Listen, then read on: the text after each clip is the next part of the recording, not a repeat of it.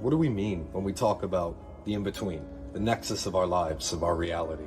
So often when we look back at our lives, we look at the milestone moments, these plateaus and footprints that we leave behind as markers of our life's journey. That only makes up about 20 to 30%. The rest is defined and connected by the in-between. Everything that takes place in between. And this is where the art of the spiritual warrior comes in. We can develop the tools and the means to identify all these different elements in our world and become the alchemists of our lives, peering through the nexus and the prism of our multiverse and drawing forth all that we are into the present now. No, I know, I get that, but it's been over 3 hours and I don't know what to do about this. Hi, welcome back to the Wolf's Den. How's everybody doing? We're live, we're back, we're at it again. It's been another week.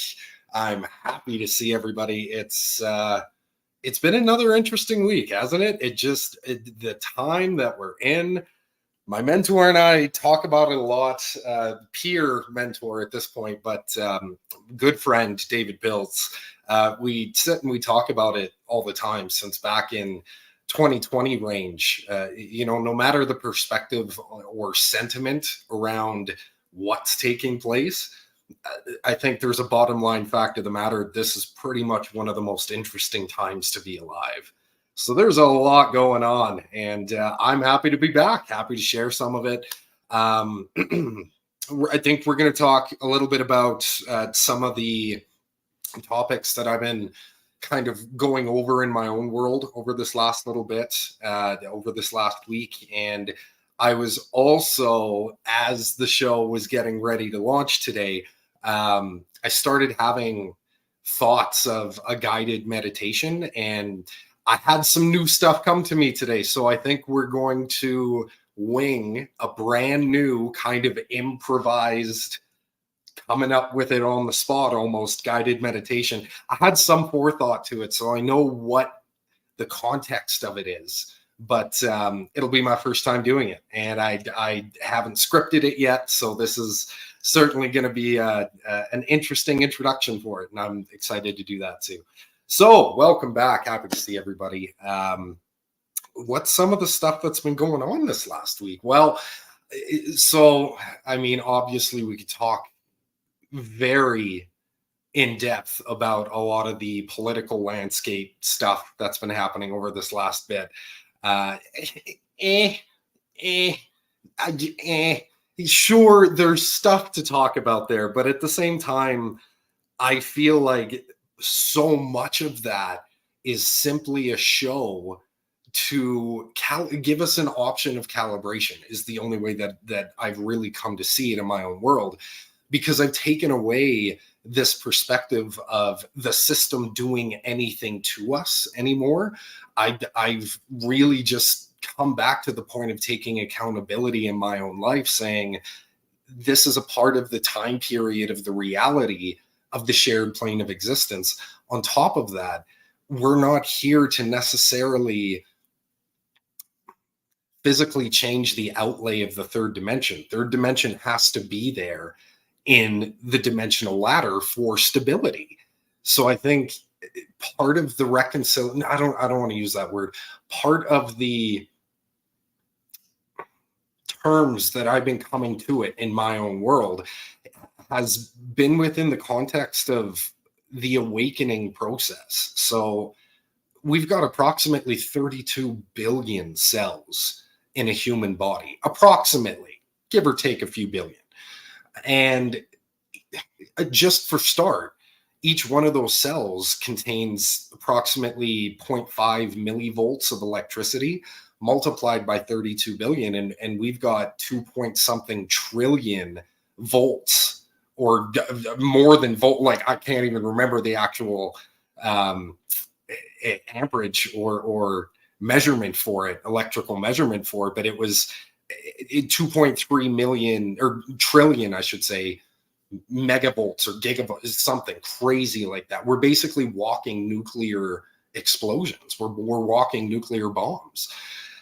We through the process of certain practices like Reiki, like Qigong, certain, I don't just want to use the word ancient, more traditional is a better word, certain traditional energetic practices are based off of this science of our body holding this much capacity for power, for energy.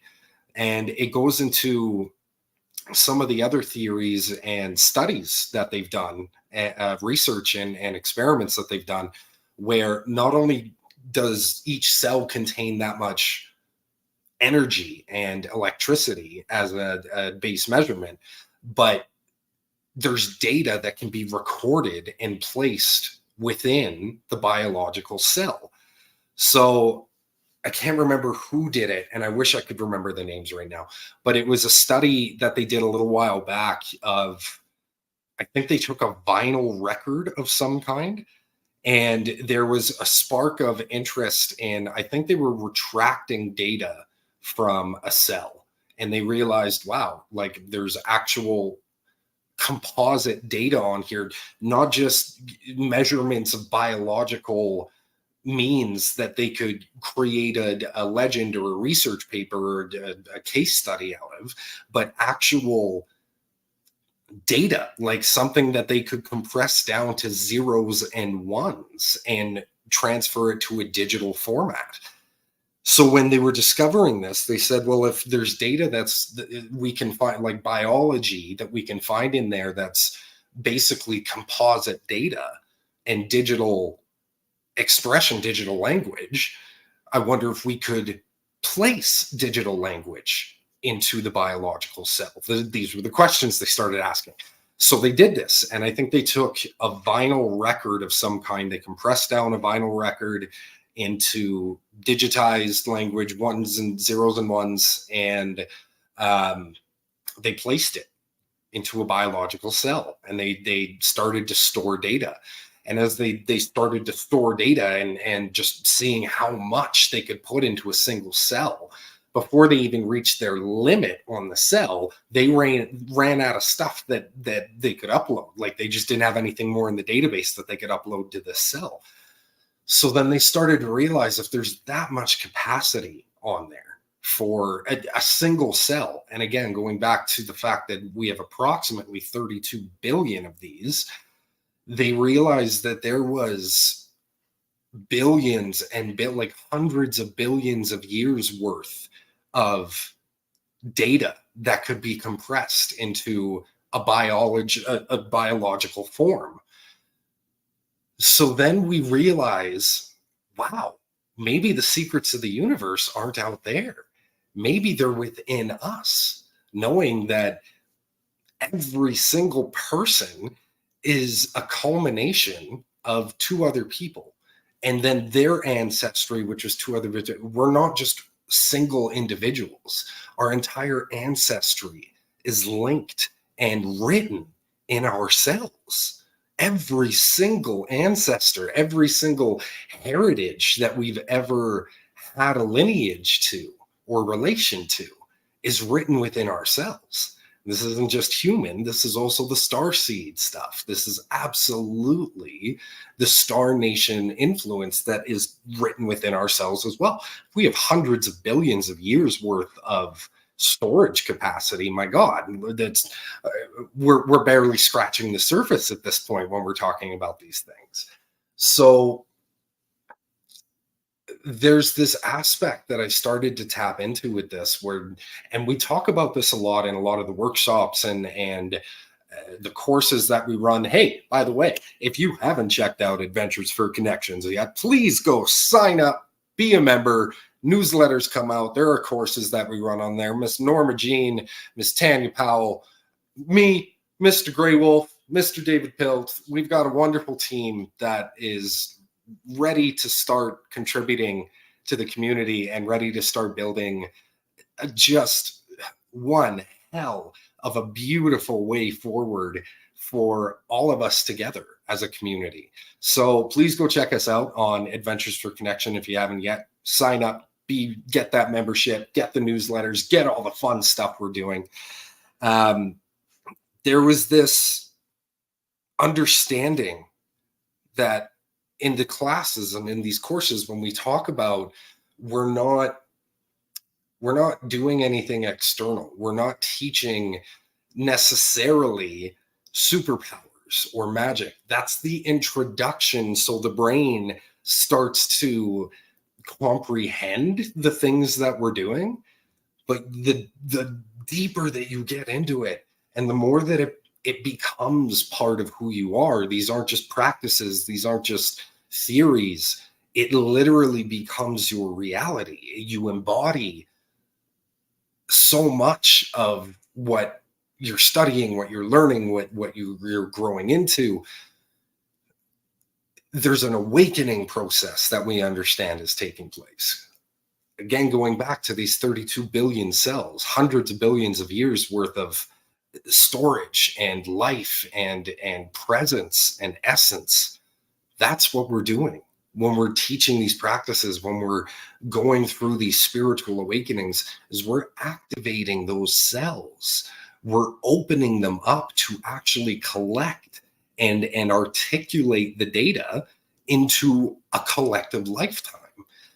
So much so that the more that we do this, we end up stepping into a space of being able to alter the experience of reality that we as individuals are going through, to the point of where it's not about the change in the lifetime, but more so the change that we take with us as we go on to the next point of whatever the journey is. Because this right here is a very slowed down expression of creation.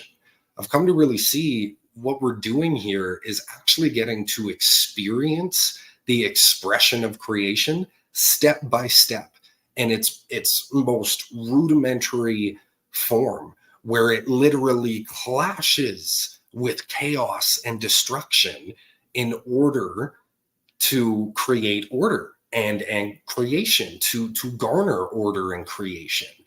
That's the most raw form of the expression of creation that we could ever hope to experience, is that clash of the duality that actually gives birth to something new. So that's what I've really come to see this experience as, is the broken down version, the really slowed down version of that in real time, basically. So that the perception that we have when we take ourselves back to the whole, to the oneness, to the full collective, where everything is simultaneous and instantaneous, we're able to actually add to that. We can't really expand out of that unity of oneness without expressing into, well, what does this actually mean on a fundamental level? Because in that unity of oneness, everything just is. There's no duality. There's no clashing of any kind. Everything is in existence all at the same time, all at once. And there's so much beauty in that. It really is. But the point of being here right now was to go beyond that and to experience in real time what creation is. And then the more that we're awakening ourselves, we're not removing the human experience. We're simply taking a conscious presence to it, knowing that all of that energy, all of that thought, that intention, that conscious awareness, that's what's going to alter the actual physical experience. So we learn every single time more and more and more. That's kind of the point of what I feel the early stages of reincarnation is we're trying to learn these lessons through, if we want to use the term karma, we can use the term karma. I've also come to see the theology of reincarnation falling much so in alignment with our own personal calibration lifetime after lifetime. So it's not just working out karma of, you did bad in this lifetime, so you got to pay penance in another lifetime, and then you got to do good in the next lifetime and reconcile the things that you did and create retribution. It's a very rudimentary aspect of it. I mean, I'm sure there's some of that at play, absolutely, and for a long time that was how I believed in it. I honestly believe more so in the frequency aspect of things now, of you are what you put out, and you receive what you put out, because that's what you are. So if you are good, for the most part, you have that experience of good. And then there's the contrast of sometimes being that good in an environment of maybe not so good actually draws that like a moth to a flame, because they see the light and they're drawn to that light. So it's not necessarily that good people go through bad things, and that's in those instances or in those circumstances. If we can remove the emotional anchoring in that point and actually look at it from a point of presence, that goodness is the only goodness that any of that bad has. And unfortunately, the bad in that environment simply just doesn't have a capacity to reciprocate any level of good. They only know bad as expression. So that good may be the only good thing that is present in that particular environment, even though it may not seem that way to the goodness. So it's a very interesting perspective when we're able to just look at it from a presence point of view. And that's how I look at karma now, where it's not do good and it racks things up like it's in a bank account, and I'm going to earn compound interest on all the good I'm doing out there, and then I have to pay back all the bad things I did, like a loan. I don't look at it that way anymore. It's about frequency, me being the antenna, and then understanding the accountability of that frequency allows me to look at the perspective of the scenario and not just the details of the circumstances. So this awakening has really shifted me into a different space of how to step up in these new spaces in my world. Now, by no means am I advocating, oh, I'm Mr. Perfect now. Look at me. I've got the secrets of the universe. No, I've got the secrets of my universe. And it's not even the end of it. I've gotten the secrets that I've needed for my right now. When I move into another stage of the right now, I have to be consciously present of that new space and understanding how am I showing up in that new right now with all that I have. So these uncoverings that I'm having are starting to shift my ability to look at my influence on my reality.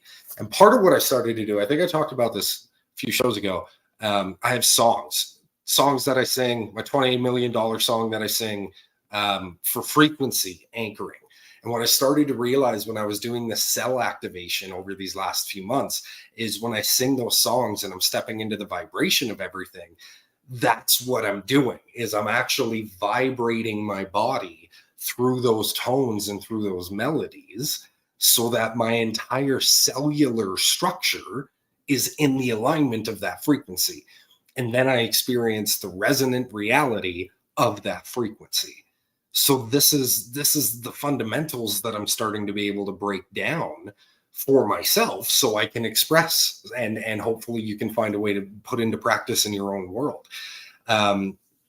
There's something else out there that I just started to tap into with frequency stuff called the Rife frequency, R-I-F-E. I believe it's Rife frequency.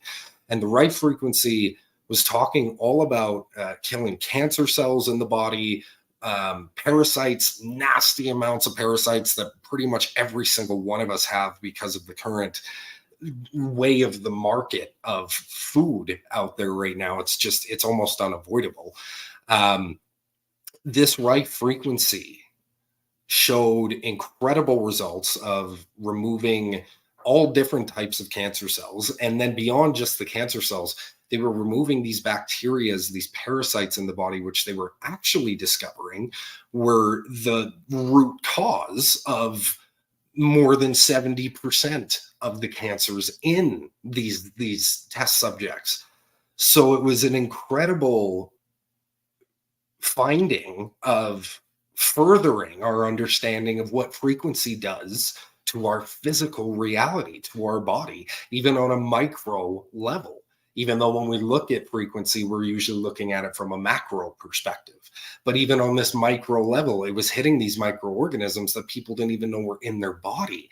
They were thinking that they had different types of mouth disease, or different, like I said, different types of cancers or stomach diseases, things like that. And then they found with over 70%, when they removed the parasites, all of those other disease symptoms left with the parasites. So it was a big shift. And then it led me over to some of the studies that were happening. I think it was at the University of Alberta, where they were using ultrasound to regrow teeth, for example. So we have an incredible link to frequency just through these types of studies, let alone so much of the technology that hasn't even been released to us yet. Dr. Stephen Greer talks about this in a lot of his documentaries, where there's actual med beds and healing center technology that they've had for decades now in government and high up scenarios, where that instance of where people would lose a limb and they would talk about the phantom feeling, the phantom limb thing. They discovered that with this technology, what that feeling was people were actually tapping into their auric field, not their physical body, but their auric field. Because when we're first born and that aura develops and it circulates and anchors our physical bodies into that, or the soul presence, I should say, into the physical body in this lifetime, that creates a permanent aura that grows with us, right? You never lose your aura unless you die. So that aura that we feel, their phantom limb feeling, was the aura itself. They were discovering this from the machine, because when they put people into the machine that had missing appendages or even organs they were finding, they would lay them down, the scanner would pull up their body in this blueprint scenario, and it could see the limbs that weren't there or the organs that weren't there, because it wasn't reading the physical body, it was reading the energy, it was reading the auric field of the body. So then they started to discuss, and I implore anyone that finds this interesting to go look up Dr. Stephen Greer's talks on this technology, because I'm going to barely do it justice through my recaps. But it gets to the point of where, when they were studying this, he's saying, yeah, absolutely, regrowing limbs and tissues and things like that is all a matter of simple vibration, and literally just tapping into the vibratory fields of the aura that is connected to the physical body, and instituting. Now, again, this is where I fall short on the science, but my understanding of it would have to be something along the lines of instituting a particle acceleration within the aura field that's closest connected to the missus. So if I'm chopped right here at the elbow, that closest point of connection to the auric field to my elbow, from that point forward, vibrate it, the atoms, at such a degree that it creates friction, like an actual physical, tangible result. And I'm almost positive that they would grow off of that friction, off of that physical tangibility that they would create. Now, again, I'm just recapping. I'm not working on the med beds. So please, I implore you to go look up Dr. Stephen Greer. But this technology is out there. Absolutely, it's out there. And not just the technology, but the science and the presence of this awareness and this information, because it's so important, regardless of whether we get access to it or not. Having these awarenesses, having these pieces of knowledge as a part of our field of awareness moving forward changes how we're going to live our lives. Because if we know that there's technology like this, there's science and theories that fall into this exact concept of vibration and frequency affects the physical body and affects the physical reality, well, I don't need to go to a science lab to go put that into motion. I can do that in my own way, in my own life, in my own house, every single day. I can work on how my vibratory state, my frequency, is influencing the reality around me and affecting the reality that I am experiencing. So I really love taking these types of things back to, again, a point of accountability, really and truly, where we could say, oh, all this stuff exists, but they're holding it from us. They're doing this, they're doing that. I know the lies are there. I don't need to be told I'm being lied to anymore. I get that. I'm in it for experiencing where my truth is in everything that's available to me. So that means if I got to sift through the lies, okay, I'll sift through the lies, because somewhere in that big pile of lies, there's the truth. Otherwise, there wouldn't be a pile of lies there. There would just be the truth. That's it. True lies only exist to cover up a truth. So I don't need to put my focus on the lies. I don't need to go, look at this lie. They lied to us. Look at this one. Here's another lie. I don't care. I know that we've been lied to. I'm in it for the truth seeking now.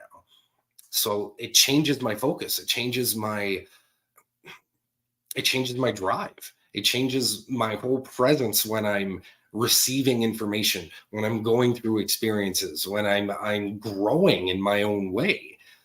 So I've been really stepping up into this presence of accountability and saying, well, how am I? What am I doing with this? Basically, I can't control the way things are presented. I can only control how I receive it. I can only control my state of self as I'm going through the experiences. So it brings it back to allow me to remove any potential victim mentality in any scenario. Nothing happens to me anymore. Shit, stuff doesn't even happen through me anymore. It just happens. And I'm presently aware of, I get to choose. I get to choose the way that I fit this into my puzzle piece, because it's basically all the jigsaw pieces are laid out for us. People keep throwing stuff into the jigsaw pile. I'm not going to use every single piece that's presented to me. I'm going to use the ones that fit my frame. That's what I'm doing. So it's a different shift. It's a different way forward. And it kind of falls into what we're going to be doing with the guided meditation, where the premise of it, as I started to think about it today, what I wanted to do for the guided meditation, there's a couple ideas. I'm like, oh, well, I could do like a bit of a hypnosis thing, or, we could do go into your inner child and into your childhood home and come take a walk with me. There's a bunch of stuff I had going on. I thought we could go into the spirit realm.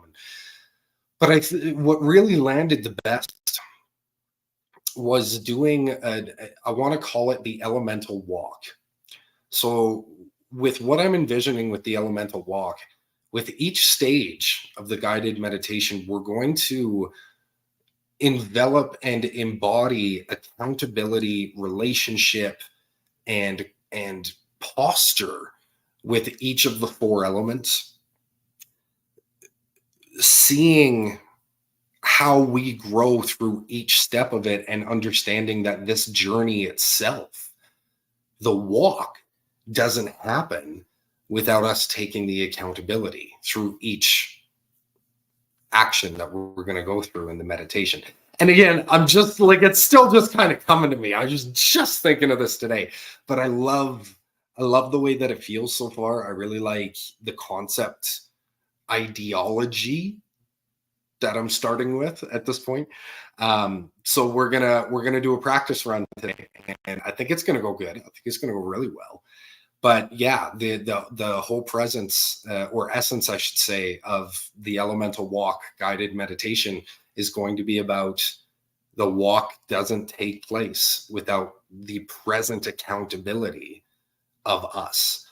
And it's interesting that we're going to be learning that through a guided meditation, because so often we do guided meditations because we go, someone else is going to take my hand and walk me through this, and it's going to be fantastic, and I'm going to feel wonderful.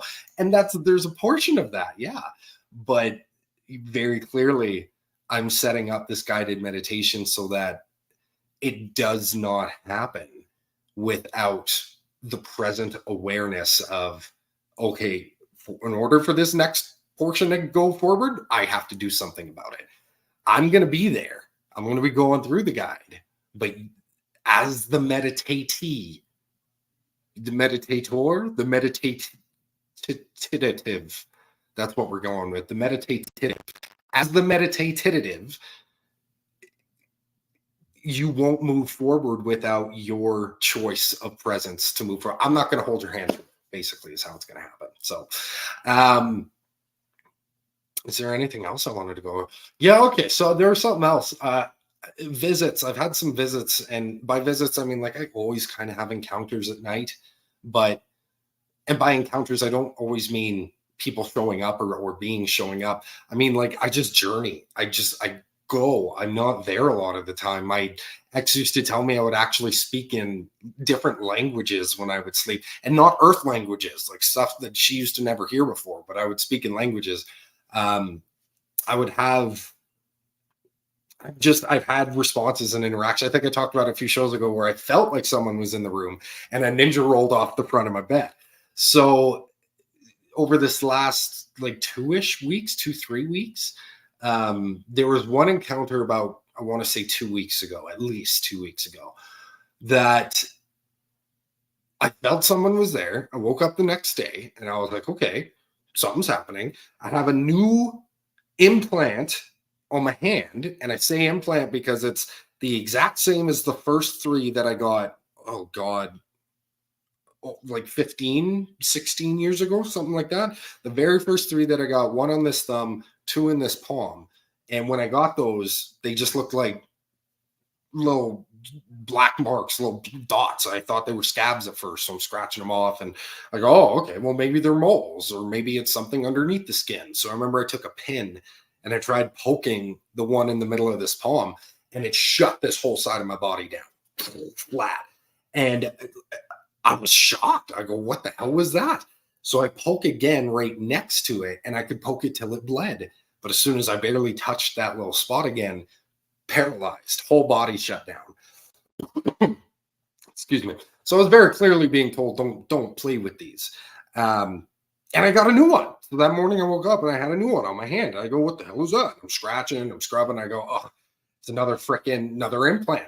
But I'm not poking it again. That paralysis sucked. Like, that shock sucked. I didn't want to do that again. So I'm just trusting that it's, it's part of the process. I didn't get one. Is that? I thought I just discovered one. No, I didn't get one on this end, but I got another one on this end. It was very, like, the next day or the next few days after this implant showed up, I started to get these little red marks on my body. And at first I'm thinking, okay, is there, like a mosquito in the house or something? There's nothing in the house, no bug. I go, okay. And like, they started to get itchy. And I was like, there's definitely got to be a bug bite or something. And so I'm thinking, shit, maybe it's bed bugs. Fuck, is it bed bugs? So I'm scouring, because I had bed bugs like, oh God, 15 years ago. Yeah, about 15 years ago. I had bed bugs at a place that I rented back in Calgary, and it was horrendous. Like, it was a terrible, terrible experience. So I knew how to look. I'm starting to look for them. I'm lifting up the mattress, going in all the corners, double checking everything. Nope, it's not bed bugs. 100% for sure it's not bed bugs. So every day there's these little spots coming, and I go, what the hell? And I got, like, they're on my arm. I got like 2 or 3 on my arm. I got a couple over on this one. I got a few going down my leg, on the back side of my ankles and stuff. Like, it was just horrendous. And they itched. When I say they itched, they freaking itched. And I couldn't figure it out, because when I looked at them, they weren't like mosquito bites. They didn't look like spider bites, but there was this little spot in the middle of each and every hive or splotch that was on my body that looked like a little needle nose, a little bug, or a little something went in there. And it's so much so that even the one that didn't scratch very much scabbed that little mark over, as if something penetrated the skin. So I don't know what the hell was going on, but I was getting shot, something. And it lasted for like 2 weeks, 2.5 weeks, something like that. And it was intense. Like when I say they were itchy and they were irritating, they were taking up a lot of my energy and focus. I couldn't figure out what the hell was going on. So they cleared up, everything was good. Heat wave cleared up. That was during the time of the heat wave as well, too. I want to mention that. So I even thought it was, oh, is this maybe just because I've been sweating so much from all the heat? No, like I could not figure it out. So that cleared up. It was just last night. I'm kind of coming to, and I feel like, yeah, okay, there's, I'm being watched. I'm feeling that presence again. But then as I'm kind of tossing and turning, as my eyes are opening with the sun this morning, I kind of did a rollover, and I'm looking at the end of my bed, barely opening my eyes as I rolled over, and I literally see the full figure of a tall, I think it was a man, tall body, walk at the end of my bed and like see them and like turn and walk. And I was like, oh, my only reaction was, well, that was interesting. And I just laid there and I thought, okay, well, you may as well get up. If everyone else is up, you may as well get up yourself. So it was another one of those encounters of the veil is thinning. The perception that we're going to have of everything that is just constantly around us is going to widen. It's going to open. We're going to start to interact more with everything that has the ability to interact beyond the limitations of our physical senses, because our physical senses are expanding. Because our cells are expanding, our cells are waking up, our cells are changing the basic biology of it. And this is interesting because when we look into the quantum model of this, even going back to the earlier part of the call today, the show, when I was saying, well, we're not changing the physical outlay of the third dimension. In essence, we're not. What we're doing is we're changing the outlay of the right now experience that we're living in, meaning that the third dimension will always be the third dimension. Which portion of that third dimension you're living in is based off of you. It's always going to be a personal choice. So as we elevate our genetics, our cells, our capacity to experience everything that's in existence beyond the limitation of just the lower frequencies, we're not necessarily changing those lower frequencies. We're changing our ability to engage with everything that's around us in existence. So in essence, all that we're doing is we're raising our ability to experience reality to a different point of right now that is not limited by those lower frequency boundaries anymore. So it's a very different way to start to look at the change that's taking place, because then we can start to see some of the chaos, some of the other stuff, and go, wow, that's just a frequency I'm not engaged in anymore. And even though it may be within the field of shared experience, how we are elevating ourselves through every single stage of right now is going to change the reality that we receive from those shared experiences. So, clear as mud, right? Yes, and it's supposed to be done in stages like this, and none of us are supposed to get it right off the bat like that. We miss out on the experience of life. Why would we be here if we were just going to be born, look at our mom and be like, I got this? That's not how it works. Let me take care of that umbilical cord, Mom. I got this. I know what life's about. I got this. We're how we engage in the indifference of creation. That is our greatest tool of growth, our greatest superpower, our greatest way of calibrating ourselves through everything that is in existence. It's a beautiful, beautiful presence to just really be the balance that we're looking for. Yeah, that's the good stuff. All right. So that being said, do I have any water? I didn't bring water with me today. That's okay. I think we're going to get into this guided meditation. walking, or the elemental walk, I should say. See, I'm told you, I'm just coming up with it today. So I'm still working on the name.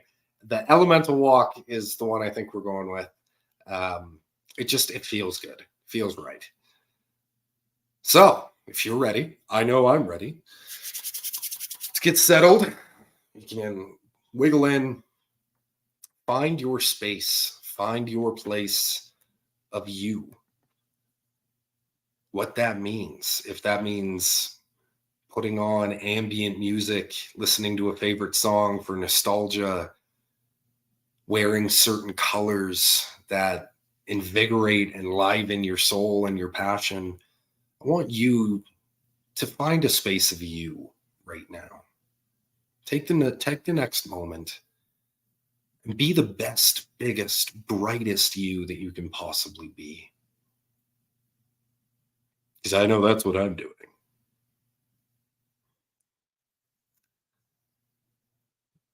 When you finished finding you, hi, pleasure to meet you. Close your eyes. Take a deep breath. And as you inhale, realize that breath is life. That breath connects to every action, every reaction, and every response that is called from us by the universe. Breathe deeply.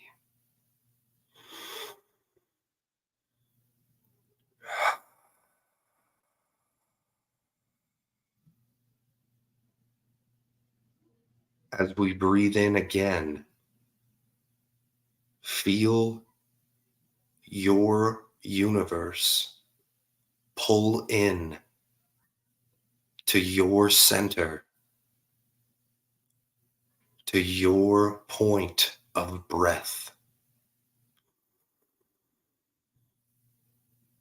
And as we exhale, we expand that universe back out with a present conscious intention.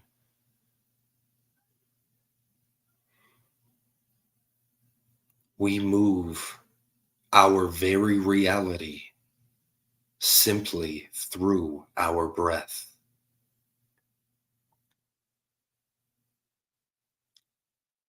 One more breath, and as we inhale, I want you to feel your body sink.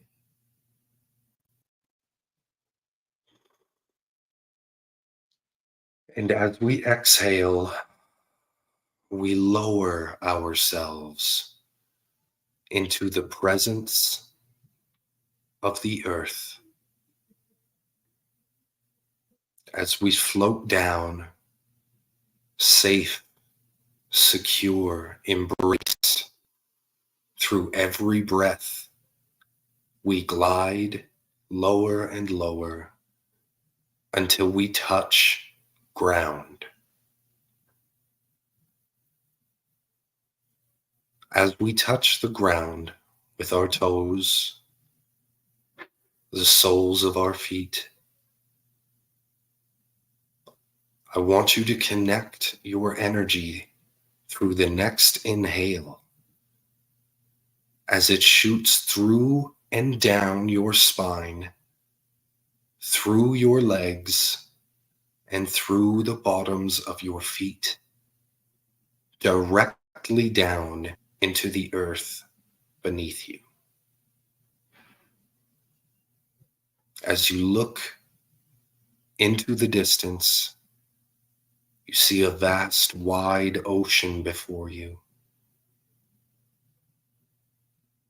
Trees around and behind you. And beneath you, pure, untouched earth. As we gaze upon the earth before us, we realize The terrain is much too harsh to walk barefoot to the ocean. So we breathe and we command the stones to appear before us and show us the path. With each breath in, we call forth the stones that will guide our pathway to the ocean. And with each exhale, we lay the wood that we would walk upon in the center of the stone path. Breathe in.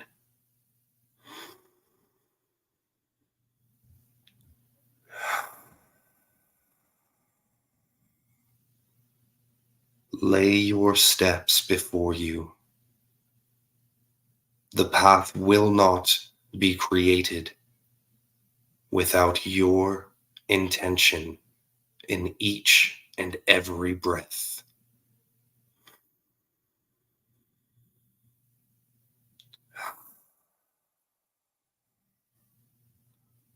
Lay another step towards the ocean.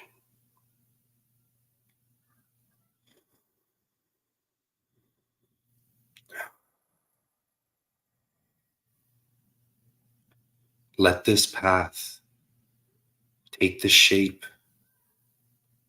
that it needs to take for your journey. It may be a straight path. It may be winding. Trust that you, as the creator of each step, with every breath you take, are laying out the course for you to go exactly where you need to be. Breathe in and complete the path to the ocean.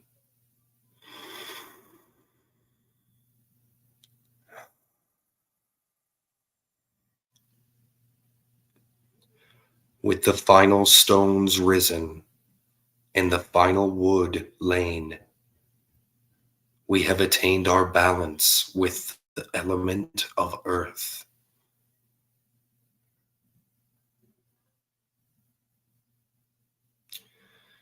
As we take a gaze upon the path we've created before walking our first step towards the ocean,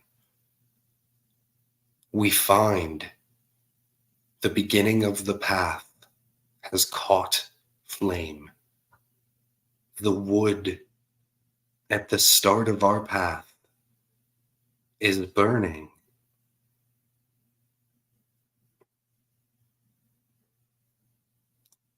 As we wish to take our first step, we must go through the flame. We must become the flame as we are guided along the wood and the path that we have lain before us. As we breathe in and take our first step through that flame, as we exhale, we do not feel the burn, but instead become the very fire. Breathe deep.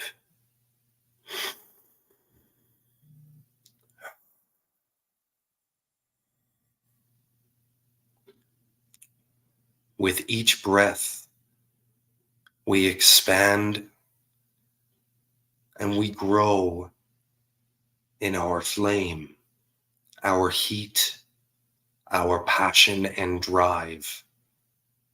Yet we find ourselves still at the beginning of the path.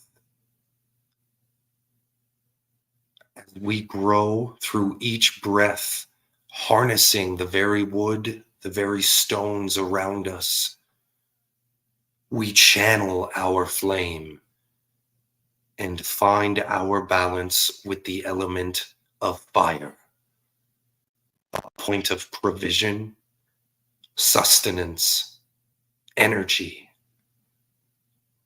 and not without balance, control, discipline, lest we rage out of control. With this next breath, as we breathe in, we channel our flame to a center point, calm, powerful, present. As we exhale, we blow a gust of wind from behind the flame to enter our very first steps along the path. But we only move as far as the wind carries the flame. Breathe deep and call upon the presence of your wind to push you forward along the path.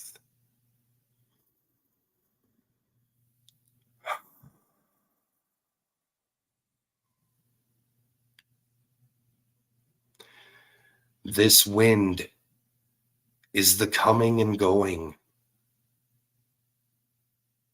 of the very flow of momentum, motivation, the things that we find carry our passion and drive along the path of our life. Understand that that momentum is breathed into life, soars through the aspects of the world by our present choice. Choose to breathe the breath of life into every step you take along your path.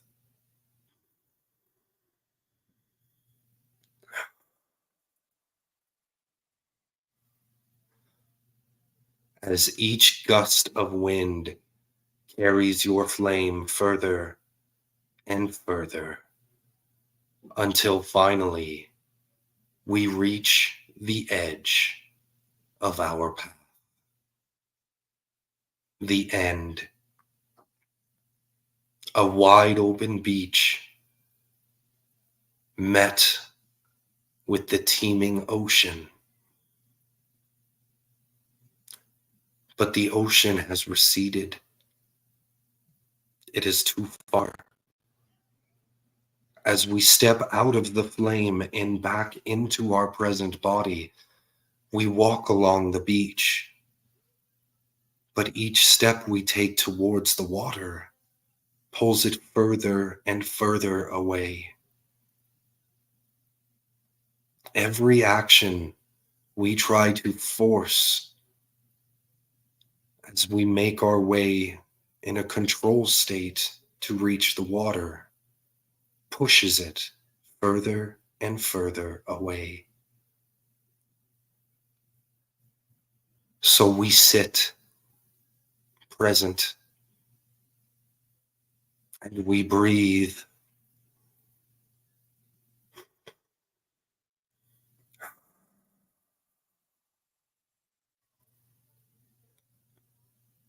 As we find with each inhale, it's as if a wave crashes from the rising tides of the ocean. And it gets closer and closer. With each inhale, the tide rises. And as we exhale,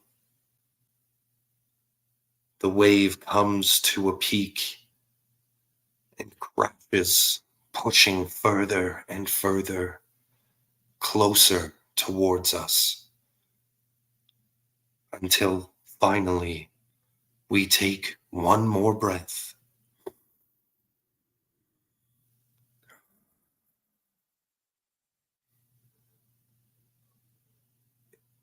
And we are surrounded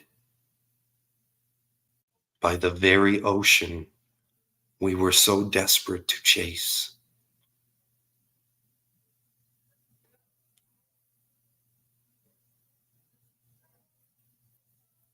We have reached the balance of air and water, earth, fire.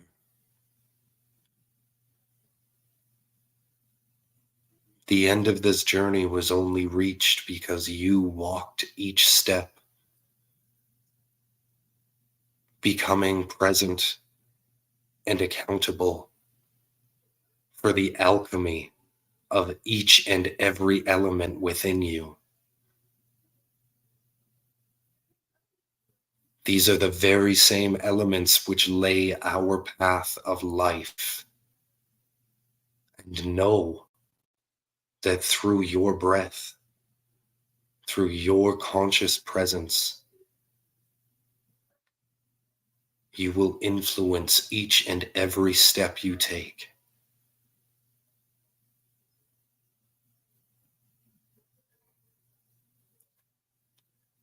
Feels like we reached a really amazing point through this meditation.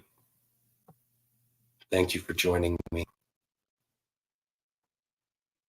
Looking forward to seeing you all again next week.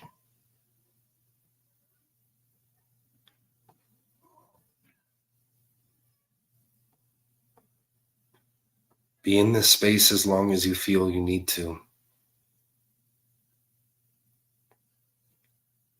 Come back when you're ready. Don't operate heavy machinery. We'll see you guys next week.